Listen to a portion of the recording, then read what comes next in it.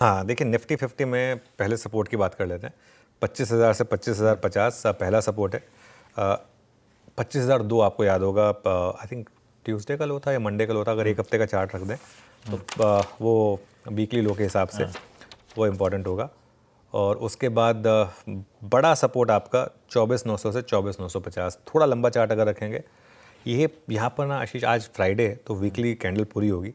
10 week exponential moving average यहाँ पर आएगा, तो उस वजह से इस लेवल की सिग्निफिकेंस है। देखिए अभी भी उस ट्रेंड लाइन, भले उसके लोअर एंड पर हैं, लेकिन हैं अभी हम उस ट्रेंड लाइन में।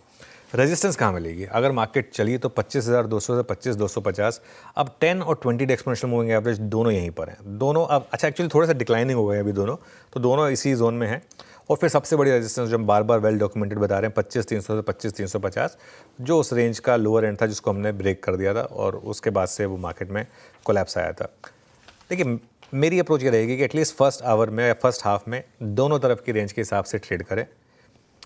पहले सपोर्ट पर खरीदें और दूसरे सपोर्ट का स्टॉप लॉस रखें, और पहले रेजिस्टेंस पर बेचें और दूसरे रेजिस्टेंस का स्टॉप लॉस रखें।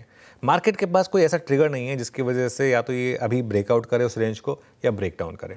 वो ट्रिगर आपको मंडे को मिलेगा। हो सकता है आज सेकेंड हाफ में कुछ स्मार्ट ट्रेडर्स उस क्यू को प्रीएम्प्ट करने की कोशिश करें, ये पॉसिबल है, लेकिन ये बेसिक व्यू है। बाकी तो खैर देखिए इवेंचुअली मार्केट ने वही करना है जो मार्केट ने करना है, लेकिन अप्रोच हमारी ये रहेगी।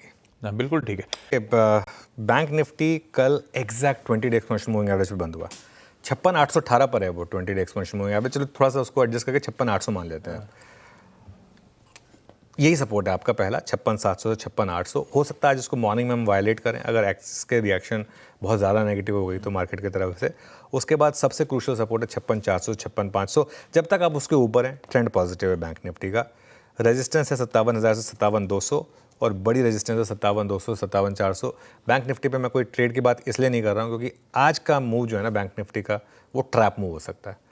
आज हो सकता है बैंक निफ्टी आपको एक लगे कि डिसाइसिव मूव दे रहा है, लेकिन वो डिसाइसिव ना हो, मंडे को डिसाइसिव मूव आएगा बैंक निफ्टी का, क्योंकि मंडे को हम दो सबसे बड़े बैंकों के नंबर्स पर रिएक्ट कर रहे होंगे। अच्छा, ये तो हमने निफ्टी की बात की थी। बैंक निफ्टी में तो अगर आप आईसीआईसीआई बैंक और एक्सिस को ऐड कर देंगे, 52% का वेट है उन दोनों का मिलाकर, तो मतलब आधे से ज़्यादा बैंक निफ्टी मंडे को रिएक्ट कर रहा होगा। तो इस वजह से मंडे को ज़्यादा बड़ा दिन रहेगा। तो इसलिए आज बैंक निफ्टी में मैं कोई ट्रेड नहीं मेंशन कर रहा हूँ। आई थिंक मंडे को एक फ्रेश व्यू लेंगे।